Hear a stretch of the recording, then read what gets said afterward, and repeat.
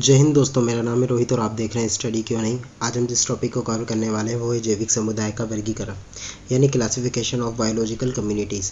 और जैसा कि आपको पता है, जो साइंस होती है वो सारे एग्ज़ाम के लिए कॉमन होती है, क्योंकि हर एक एग्ज़ाम में साइंस का क्वेश्चन निश्चित ही होते हैं और वो क्वेश्चन आते हैं। तो इस वीडियो को अंत तक जरूर देखिएगा। तो शुरू करते हैं। तो सबसे पहले हम देखते हैं कि वर्गीकरण की आवश्यकता क्यों पड़ी। तो जैव समुदाय के सुविधाजनक अध्ययन के लिए उनको कुछ ऐसे वर्गों में विभाजित किया गया जिनमें सभी जीव समानता रखते हैं, यानी एक वर्ग के सभी जीवों में कुछ समानताएं पाई जाती हैं, तो उनको वर्ग में रख दिया जाता है, जिससे उनका अध्ययन करना आसान हो जाता है। तो जीव विज्ञान के सुव्यवस्थित एवं क्रमबद्ध विकास में अरस्तु का महत्वपूर्ण योगदान को देखते हुए उन्हें जीव विज्ञान का पिता कहा जाता है। और दोस्तों, यहाँ पे आपका पहला क्वेश्चन ये रहा कि जीव विज्ञान का पिता किसे कहा जाता है, तो आपको बताना है कि अरस्तु को।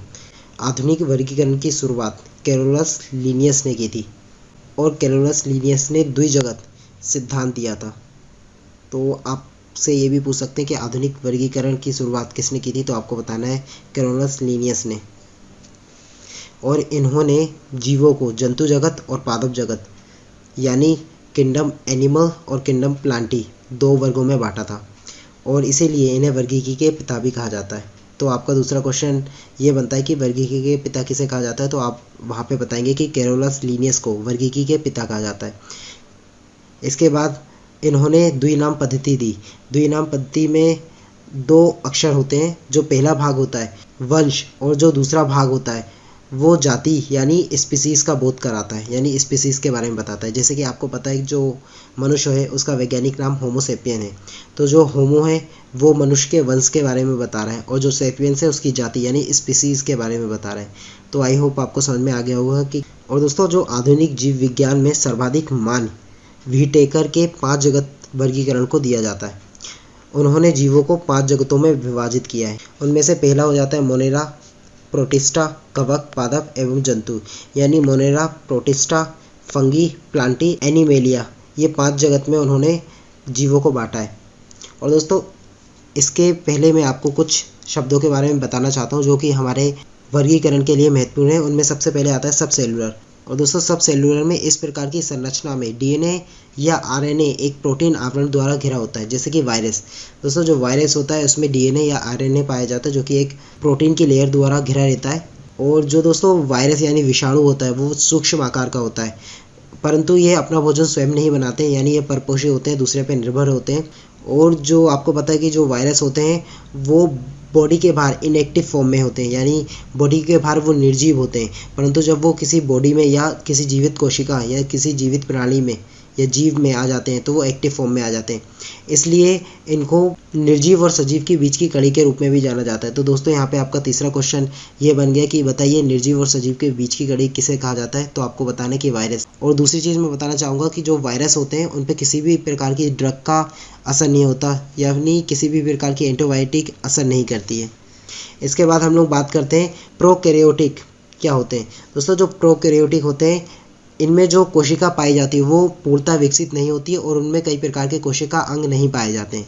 जैसे कि जो बैक्टीरिया होती है उनमें पूर्णतः कोशिका विकसित नहीं होती है। तो आपको समझ में आ गया होगा कि प्रोकैरियोटिक क्या होता है। इसके बाद हम बात करते हैं यूकैरियोटिक।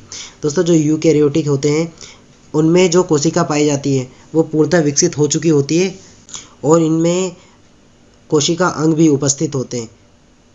इनमें केंद्रक भी पाया जाता है और जो कि केंद्रक झिल्ली द्वारा घिरा होता है। तो आपको समझ में आ गया होगा कि यूकैरियोटिक क्या होता है। इसके बाद दोस्तों हम देखते हैं मोनेरा सबसे पहले। तो दोस्तों, जो मोनेरा जो जगत है इसमें एक कोशीय प्रोकैरियोटिक जीव आते हैं, जैसे कि मैंने आपको प्रोकैरियोटिक की अभी डेफिनेशन दी थी। और इसमें एक कोशीय जीव आते हैं, सबसे इंपॉर्टेंट आपको याद रखना है। अर्थात इन जीवों में ना तो संगठित केंद्रक होता है, ना ही जो केंद्रक होता है वो पूर्णतः विकसित होता है और उनमें कोशिका अंग भी नहीं पाए जाते। और दोस्तों, ये स्वयंपोषी और विषमपोषी दोनों प्रकार के होते हैं। उदाहरण के लिए अगर हम लोग देखें तो जीवाणु, ठीक है, या फिर नीलहरित शैवाल इसके सबसे अच्छे एग्जाम्पल हैं। इसके बाद हम लोग बात करें प्रोटिस्टा। दोस्तों, जो प्रोटिस्टा होते हैं इसमें एक कोशिकीय यूकैरियोटिक जीव आते हैं। हालांकि कभी कभी बहुकोशीय यूकैरियोटिक जीव भी इसमें आते हैं। और जो प्रोटिस्टा जगत होता है उसे पादप जंतु एवं कवक जगत के बीच की कड़ी के रूप में जाना जाता है। और इसमें जितने भी प्राणी आते हैं वो स्वयंपोषी और विषमपोषी होते हैं। अगर उदाहरण की हम बात की जाए तो एक कोशिकीय शैवाल, प्रोटोजोआ, यूग्लिना, अमीबा, क्लोरेला आदि इसमें आते हैं। और अगली हम बात करते हैं कवक दोस्तों, यानी फंगी। दोस्तों जो कवक होते हैं ये विषमपोषी यूकैरियोटिक जीव होते हैं, यानी इनमें जो कोशिका होती है वो विकसित होती है। ये पोषण के लिए सड़े गले कार्बनिक पदार्थों पर निर्भर करते हैं, अतः ये मृत्युजीवी भी होते हैं। अब हम इसके एग्जाम्पल की बात करें तो इसमें ईस्ट, पेंसिलियम और मशरूम आते हैं। और दोस्तों इसमें मशरूम सबसे इम्पोर्टेंट है क्योंकि लोगों को नहीं पता होता ये एक फंगी है। दोस्तों अब बात करते हैं हम लोग पादप जगत और जंतु जगत, तो इसको हम लोग विस्तार में देखेंगे। दोस्तों सबसे पहले हम लोग बात करते हैं पादप जगत। और दोस्तों पादप जगत ये कोशिका भित्ति वाले बहुकोशीय यूकैरियोटिक जीव होते हैं और ये स्वयं पोषी होते हैं, जो कि प्रकाश संश्लेषण की प्रक्रिया द्वारा अपना भोजन बनाते हैं। अतः इनमें क्लोरोफिल धारक सभी पौधे इस वर्ग के सदस्य होते हैं और इनको हम लोग कई उपवर्गों में बांट सकते हैं, जैसे कि थैलोफाइटा, ब्रायोफाइटा, टेरिडोफाइटा, जिम्नोस्पर्म और एंजियोस्पर्म। इन सब के बारे में हम देखेंगे और हम फोटो के द्वारा इन सबको समझेंगे। दोस्तों सबसे पहले हम लोग बात करते हैं थैलोफाइटा। दोस्तों जो थैलोफाइटा होते हैं इनमें विभेदन नहीं होता, यानी इनमें जो पत्ती, तना और जड़ होते हैं वो अलग नहीं होते, यानी उनमें विभाजन नहीं होता है। और इस वर्ग के जितने भी पौधे होते हैं उन्हें शैवाल कहा जाता है और ये मुख्यतः जलीय पौधे होते हैं। तो आपको समझ में आ गया होगा। अगर एग्जाम्पल की बात करें तो स्पाइरोगाइरा, कारा, ये सब इसके एग्जाम्पल हैं। अब बात करते हैं हम लोग ब्रायोफाइटा की। दोस्तों जो ब्रायोफाइटा होता है इन्हें पादप जगत के उभयचर भी कहा जाता है, क्योंकि ये स्थल एवं जल दोनों में पाए जाते हैं और इनके शरीर मुख्यतः पत्ती और तने में विभक्त होते हैं और इनमें संवहन के लिए विशिष्ट संवहनीय ऊतक नहीं पाए जाते। अगर इस वर्ग के हम लोग पौधे के एग्जाम्पल देखें तो मॉस और मार्केशिया, तो आप यहाँ पे फोटो में भी इसको समझ सकते हैं। ये ब्रायोफाइटा वर्ग के यानी जगत के एक पौधे का पिक्चर है, तो आप इसके थ्रू भी समझ सकते हैं। बात करते हैं हम अगले यानी टेरिडोफाइटा की। दोस्तों जो टेरिडोफाइटा पौधे होते हैं और इस वर्ग में जो पौधे होते हैं उनमें हम विभाजन कर सकते हैं, यानी उनमें हम पत्ती, तना एवं जड़ में बांट सकते हैं और इनमें संवहन के लिए संवहनीय ऊतक भी पाए जाते हैं, जिससे यह पानी और भोजन का विभिन्न भागों में संवहन करते हैं और इन पौधों में बीज उत्पन्न करने की क्षमता नहीं होती है।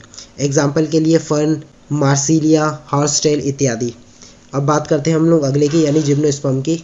दोस्तों जिम्नोस्पर्म में ऐसे पौधों को लिया जाता है जो कि नग्न बीजी होते हैं। इनके जो बीज होते हैं वो फल के अंदर नहीं होते और ये पौधे बहुवर्षीय, सदाबहार तथा काष्ठीय होते हैं, जैसे पाइनस और साइकस। तो दोस्तों यहाँ पे आप जो फोटो देख रहे हैं वो साइकस की है। आप देख सकते हैं यहाँ पे इसका बीज उगता है, जिसको हम लोग नग्न आँखों से देख सकते हैं। अब बात करते हैं हम लोग एंजियोस्पर्म की। दोस्तों जो एंजियोस्पर्म होते हैं इसमें जो बीज होते हैं वो फल के अंदर पाए जाते हैं और जो बीजों का विकास होता है वो अंडाशय के अंदर होता है और बाद में जो कि फल बन जाते हैं। इनमें पुष्प भी पाए जाते हैं और जिसके द्वारा निषेचन होता है और इसको भी हम लोग दो भागों में बांट सकते हैं। एक होता है एक बीजपत्री और दूसरा हो जाता है द्विबीजपत्री। दोस्तों एक बीजपत्री में ऐसे पौधे आते हैं जिनमें बीज जो रहते वो डिवाइड नहीं होते, यानी उसको हम दो भागों में विभक्त नहीं कर सकते। और एंजियोस्पर्म जो पौधे होते हैं उनमें जड़, तना, पत्ती इन सब में विभाजन किया जा सकता है और इनमें संवहनीय ऊतक भी पाए जाते हैं। और दोस्तों जो द्विबीजपत्री होते हैं इनमें जो पौधे आते हैं उनके बीजों में द्विभाग होते हैं, यानी दो भाग में होते हैं। दोस्तों अगर हम एग्जाम्पल की बात करें तो एक बीजपत्री में हम एग्जाम्पल ले सकते हैं गेहूं का और द्विबीजपत्री में हम ले सकते हैं चने का। तो आप यहाँ पे डिफरेंस देख सकते हैं। जो एक बीजपत्री है यानी गेहूं होता है उसके आप जो बीज होता है उसको आप दो भागों में बांट नहीं सकते, परंतु जो द्विबीजपत्री पौधे होते हैं उनके जो बीज होते हैं तो उसको दो भागों में बांट सकते हैं। तो दोस्तों यहाँ पे आपका पादप जगत था वो समाप्त हो जाता है। अब हम देखते हैं जंतु जगत। दोस्तों जो जंतु जगत में जो प्राणी आते हैं यानी जो जीव आते हैं वो यूकैरियोटिक होते हैं, बहुकोशीय होते हैं और विषमपोषी होते हैं और ये बगैर कोशिका भित्ति वाले कोशिका से बने जीवधारी होते हैं, यानी इनमें कोशिका भित्ति नहीं पाई जाती, क्योंकि जो कोशिका भित्ति होती है वो पौधों में पाई जाती है यानी प्लांटों में पाई जाती है। और इनको हम शरीर की संरचना और अंगों के बीच विभेद के आधार पर निम्न भागों में बांटते हैं। उनमें से सबसे पहला Porifera, Cnidaria, Platyhelminthes, nematode, Annelida, Arthropoda, Mollusca, Echinodermata, Chordata, और वर्टिब्रेटा है।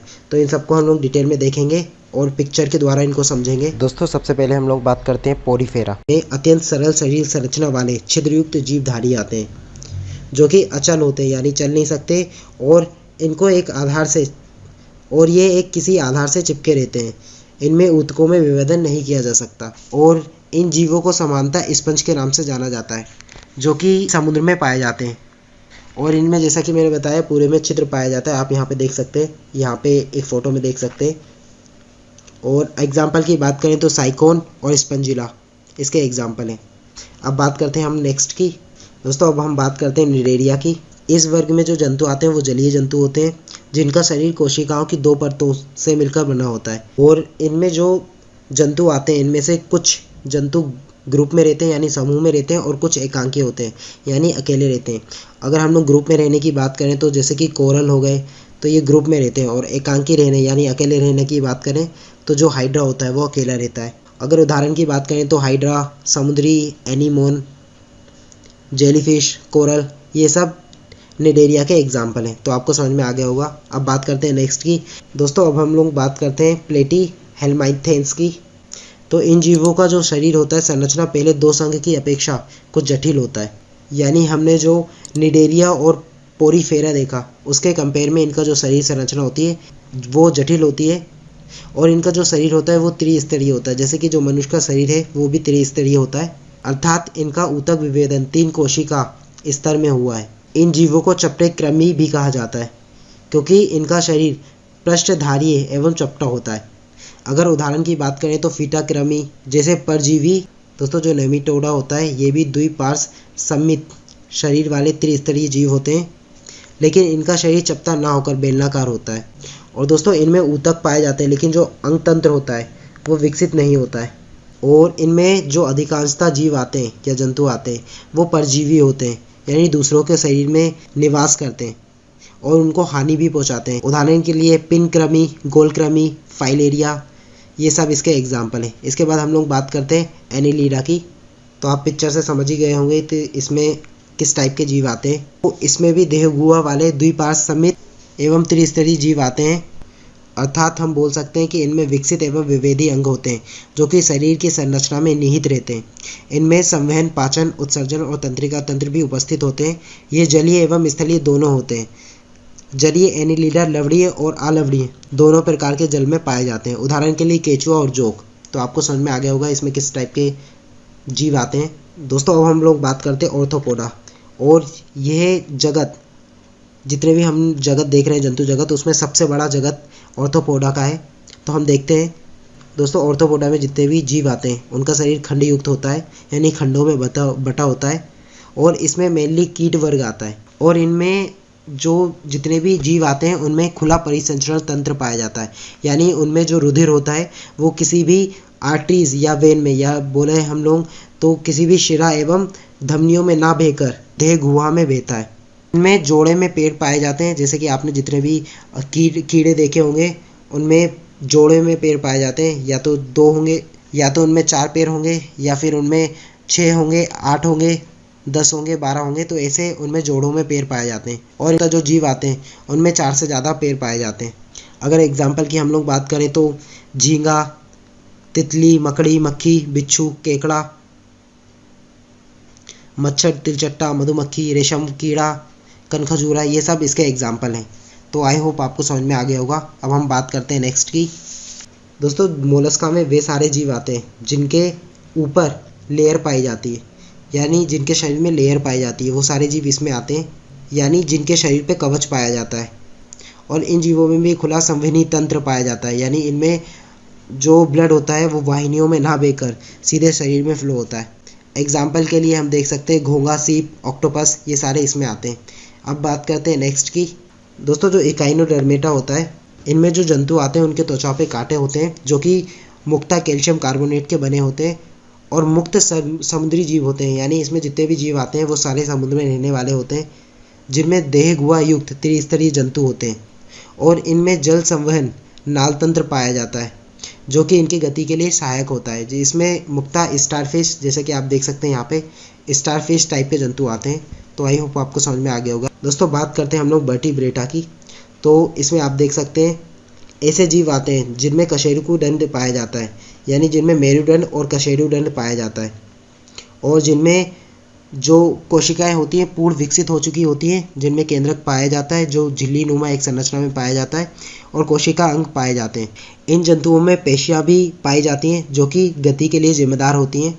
और सबसे इम्पोर्टेंट आपको याद रखना है कि इन जीवों में कशेरुदंड एवं मेरुरज्जु अवश्य पाए जाते हैं, और इनका शरीर भी त्रिस्तरीय होता है। इसमें हम लोग देखते हैं जैसे कि मत्स्य, उभयचर, सरीसृप, वर्ट्स और स्तनधारी, और इनको भी हम लोग देखते हैं। अब सबसे पहले मत्स्य की बात की जाए तो शार्क, रोहू, समुद्री घोड़ा, कैटफिश, ये सब मत्स्य में आ जाती हैं। उभयचर दोस्तों, उभयचर ऐसे जानवर होते हैं या ऐसे जीव होते हैं जो कि पानी और ज़मीन दोनों पे रहते हैं, जैसे कि मेढक, टोड इत्यादि इसमें आते हैं। इसके बाद हम बात करते हैं सरीसृप यानी रेप्टाइल्स। दोस्तों रेप्टाइल्स वो जीव होते हैं जो रेंगते हैं, यानी जो चल नहीं सकते, जो रेंगते हैं, जैसे कि सांप, छिपकली, मगरमच्छ, ये सारे सरीसृप में आते हैं। इसके बाद हम लोग बात करते हैं पक्षी यानी बर्ड्स। तो दोस्तों पक्षी वर्ग में ऐसे जीव आते हैं जिनके पास पंख होते हैं, जैसे हम लोग बात करें कबूतर, गोरैया, ऑस्ट्रिच। और लेकिन इसमें एक अपवाद है जो कि चमगादड़ है, क्योंकि चमगादड़ में स्तन ग्रंथियां पाई जाती हैं, इसलिए वो मैमल्स में आता है। अगला हम बात करते हैं स्तनधारी यानी मेमल्स। तो मेमल्स में कंगारू, मनुष्य, चमगादड़, ब्लूवेल ये आते हैं, और इनमें दो विशेष जानवरों को आपको याद रखना है जो कि एग्जाम्स में अक्सर पूछे जाते हैं। उसमें से एक है प्लेटिपस और दूसरा है एकिडना। दोस्तों ये ऐसे जीव होते हैं जो कि अंडे भी देते हैं, और इसके बाद इनमें दूध ग्रंथियाँ भी पाई जाती हैं। और दोस्तों उसी के साथ मैं बताना चाहूँगा जितने भी वर्ड्स होते हैं वो सारे के सारे अंडे देते हैं। अगर आपको वीडियो अच्छी लगी तो मेरे चैनल को अभी सब्सक्राइब कीजिए, लाइक कीजिए, और जितना जितना हो सकता है शेयर कीजिए। मिलते हैं इसी तरह की नेक्स्ट वीडियो में। जय हिंद,